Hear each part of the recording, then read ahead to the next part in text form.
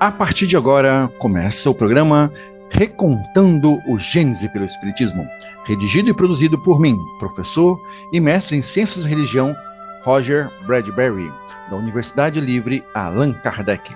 Apoio Cavili, Casa Virtual Luz Espírita.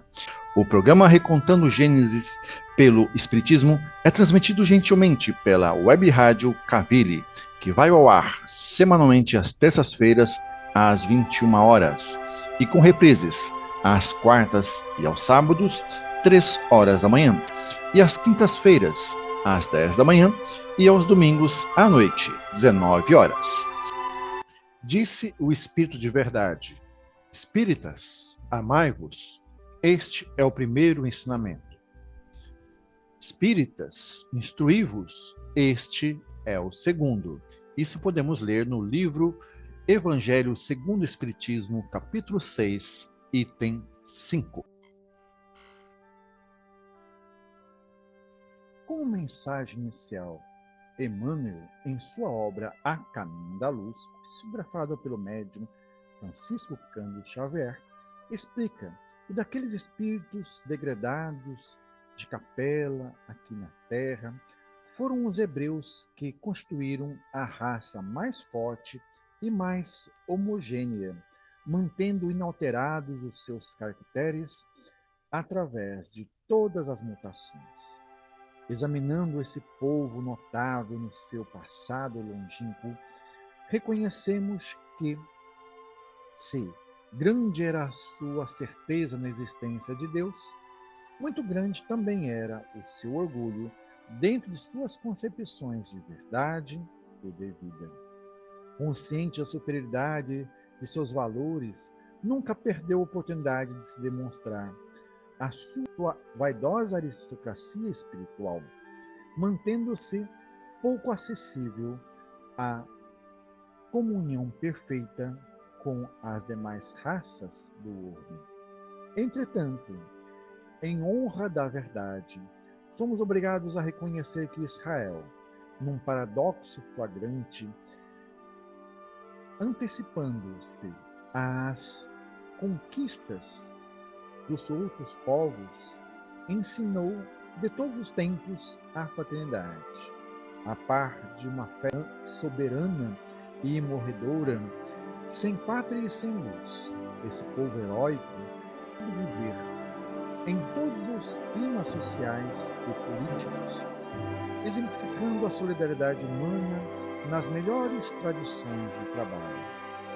Sua existência histórica, contudo, é uma lição dolorosa para todos os povos do mundo, das consequências nefastas do orgulho e do exclusivismo. No entanto, a história evangélica que o sol dos milênios futuros iluminaria na região escabrosa da Palestina e o povo de Israel, durante muitos séculos, cantou-lhe as glórias divinas na exaltação do amor e da resignação, da piedade, do martírio, através da palavra de seus profetas mais eminentes. Uma secreta intuição iluminava o espírito divinatório de massas populares. Todos os povos ao mundo todo o esperavam em seu acolhedor seio. Todos o queriam, localizando seus caminhos à sua expressão sublime e divinizada.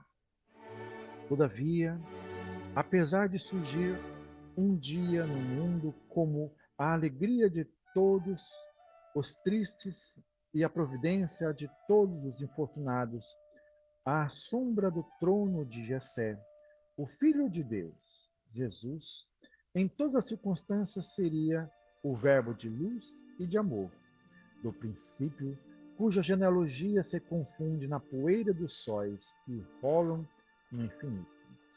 Essa mensagem retiramos do capítulo 7 do livro A Caminho da Luz. Eu sou o professor e mestre em Ciências da Religião, Roger Bradbury. Bora lá, coragem, venham comigo. E é com muita satisfação e alegria que retomamos agora a série de estudos sistematizados recontando o Gênesis pela hermenêutica espírita. E hoje, como o 43º encontro, teremos como tema Abraão, Sara, no Egito. Uma releitura do livro bíblico O Gênesis, à luz das obras básicas da codificação espírita e de suas obras subsidiárias. No encontro anterior, tratamos da história de Naor, Abraão e Ló. E no programa de hoje continuaremos a fazer uma interpretação do capítulo 12 do livro de Gênesis mosaico, entre outros textos bíblicos. E hoje temos como epígrafe: Abraão ao Egito para peregrinar foi ali. Portanto, pois a fome era grande na terra. E aconteceu que, chegando Abraão para entrar no Egito, disse à sua esposa Sarai, sua mulher: Ora, bem sei que és uma mulher formosa à vista. E será que, quando os egípcios te virem, dirão: Esta é a sua mulher? E então matar-me-ão a mim e a ti te guardarão em vida? Isso podemos ler no livro de Gênesis, capítulo 12, e versículos de 9 a 20. Agora vamos ao nosso texto base. Primeiro, façamos uma pequena revisão e depois abordaremos o tema da semana. Ensina Herculano Pires, em sua Visão Espírita da Bíblia, capítulo 4, que a palavra ou sabedoria de Deus não estão necessariamente na Bíblia, mas na natureza ou em nossa consciência, como diz o Livro dos Espíritos, questão 621 a 624. Então, tanto na natureza quanto na consciência, as leis de Deus estão traduzidas desta forma. A Bíblia, explica Herculano Pires, é simplesmente uma coletânea de livros bíblicos hebraicos que nos dão um panorama histórico do judaísmo primitivo. Os 5 livros iniciais da Bíblia, que constituem o Pentateuco mosaico, referem-se à formação e organização do povo judeu. Após a libertação do Egito e a conquista de Canaã, atribuídos a Moisés, esses livros não só foram escritos só e tão somente por Moisés. Moisés, pois relatam, inclusive, esses livros, a própria morte de Moisés. As pesquisas históricas revelam que os livros da Bíblia têm origem na literatura oral do povo hebreu. Só depois do exílio na Babilônia foi que Esdras conseguiu reunir e compilar os livros orais guardados na memória e proclamados em praça pública como a lei do judaísmo ditada por Deus.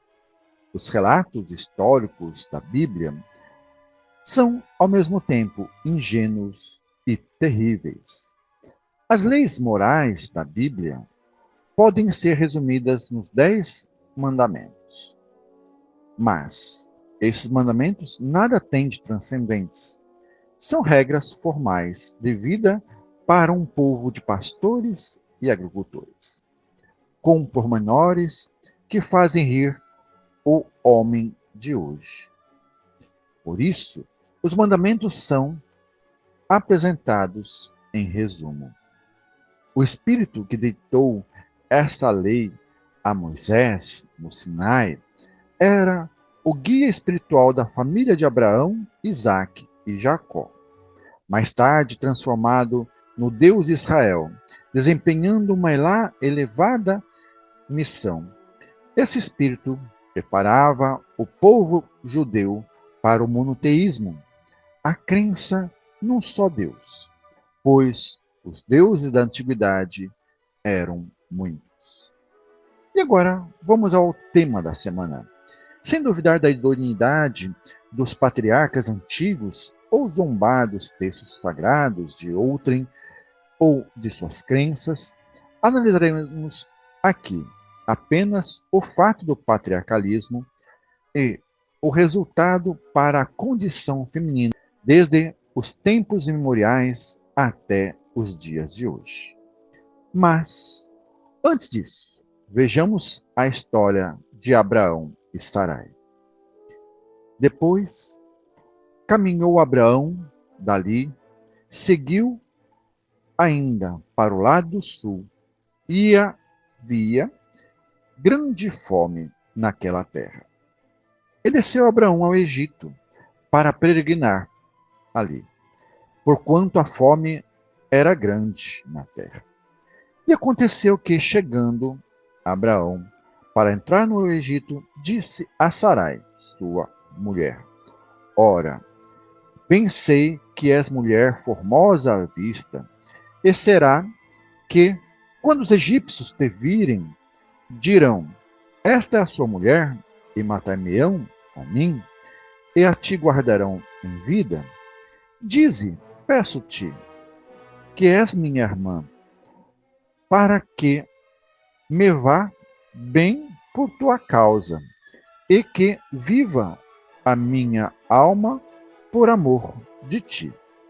E aconteceu que, entrando Abraão no Egito, viram os egípcios a mulher, que era muito formosa, e viram-na os príncipes dos faraós, e gabaram-na diante do faraó.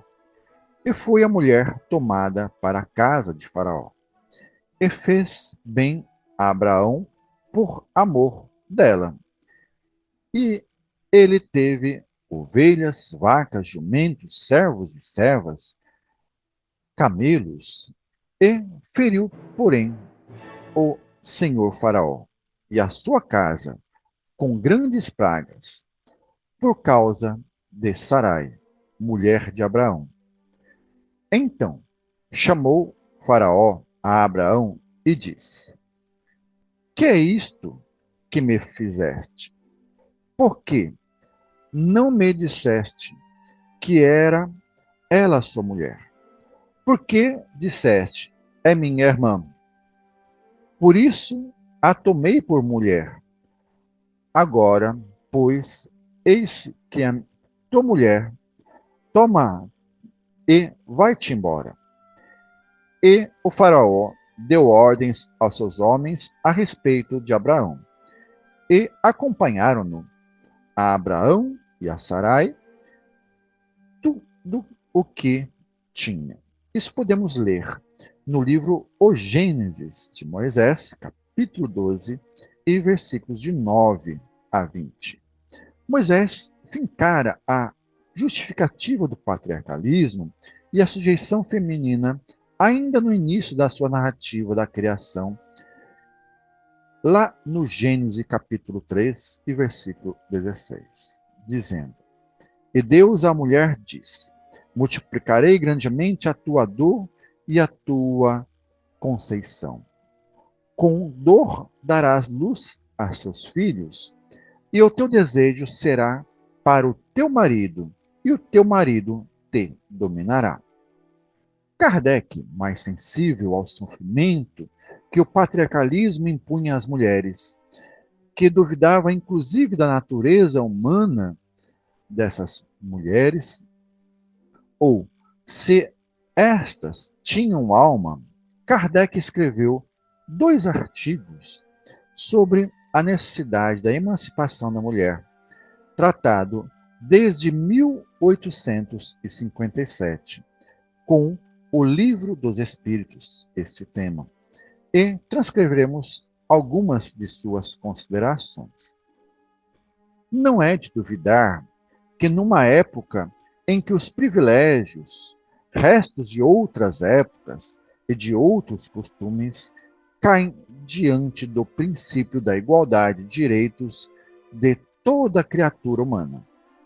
Os direitos da mulher não poderiam tardar a ser reconhecidos, diz Kardec, e que em um futuro próximo, prevê ele, a lei não tratará a mulher mais como um ser inferior, menor. Os privilégios de raça têm sua origem na abstração que os homens geralmente fazem do princípio espiritual para considerar apenas o ser material exterior, a cor de pele e etc. Da força e da fraqueza constitucional de uns do seu biotipo, de uma diferença de cor de pele, como havíamos dito, entre outros fatores do nascimento na opulência ou na miséria, da filiação consanguínea, nobre ou plebeia.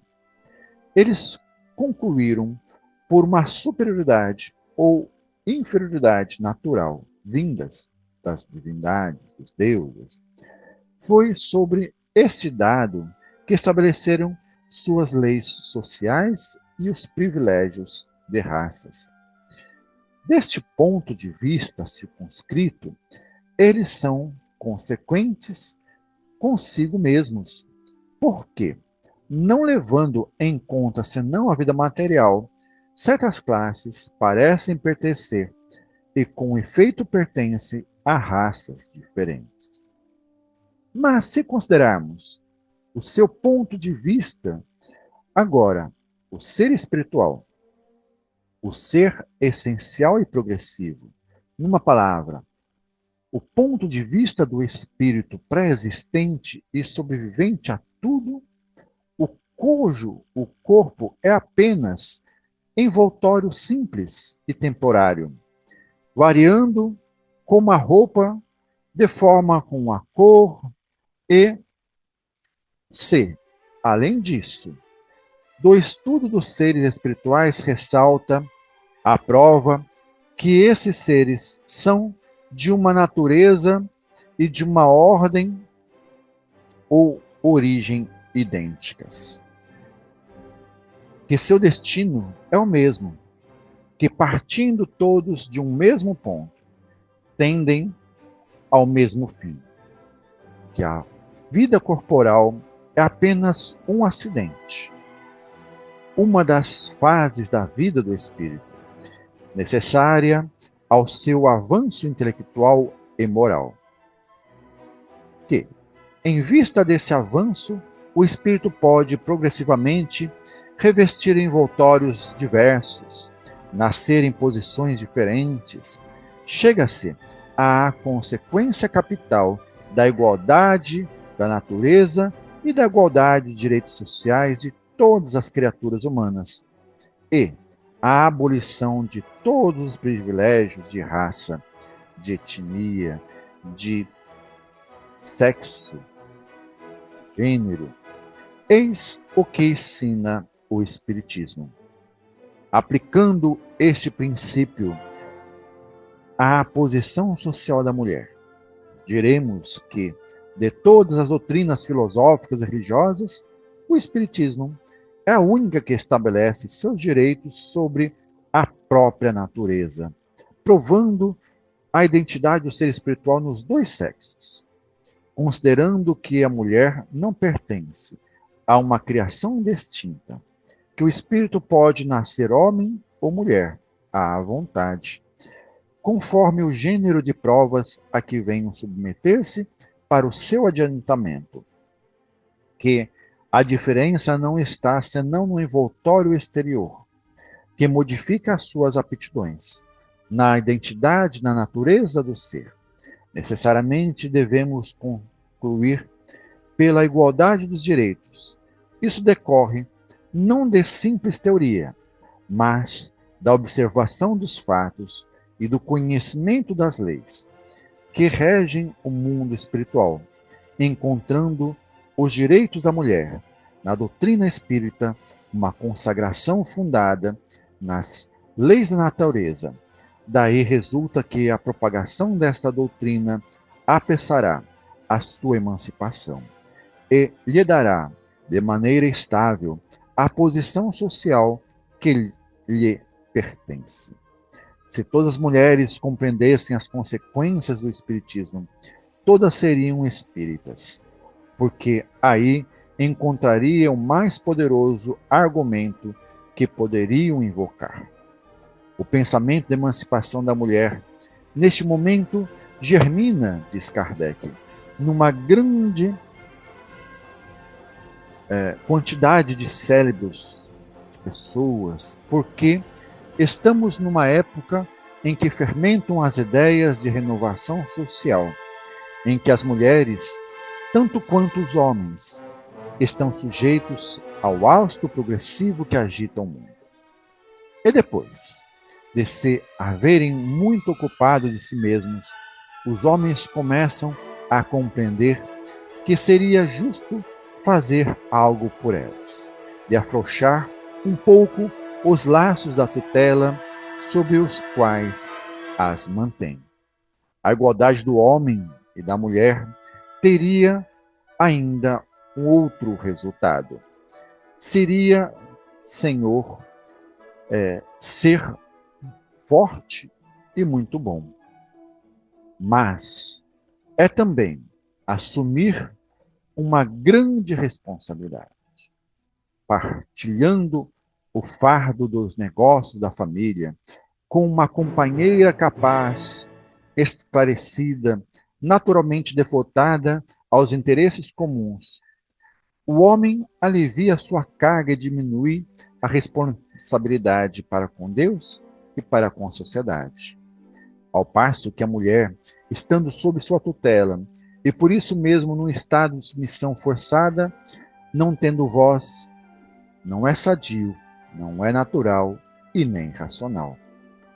Que o homem destrua as barreiras que seu amor próprio opõe à emancipação da mulher, e em breve vê-la-á tomar o seu voo com grandes vantagens para a sociedade. A mulher, sabei-o, tem a centelha divina absolutamente como vós, porque a mulher é vós como vós sois a mulher.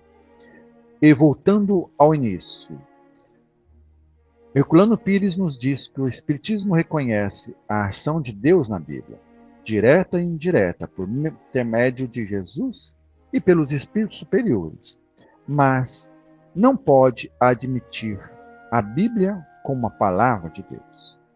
Na verdade, como ensinou o apóstolo Paulo, foram os mensageiros de Deus, os espíritos que guiaram o povo de Israel, através dos médiuns, então chamados profetas. O próprio Moisés era um médium que, em constante ligação com Yahvé, ou Jeová, o Deus bíblico, violento e irascível, tão diferente do Deus Pai dos Evangelhos. Devemos respeitar a Bíblia no seu exato valor, mas nunca fazer dela um mito, um objeto simples e de pura adoração, sem análise crítica. Além do mais, conta Herculano Pires, que Deus não ditou e nem dita livro às pessoas. Isso podemos conferir no livro Visões Espírita Bíblia, capítulo 4. Dizem os Espíritos que Deus não se entrega a uma ação direta sobre a natureza, mas tem agentes dedicados em todos os graus da escala dos mundos. Isso podemos ler no Livro dos Espíritos, questão 536b. E por hoje vamos ficando por aqui. No próximo encontro vamos tratar um pouco mais sobre a profecia de Abraão e o planejamento reencarnatório. E continuaremos então em nova oportunidade. Paz e luz a todos e todas.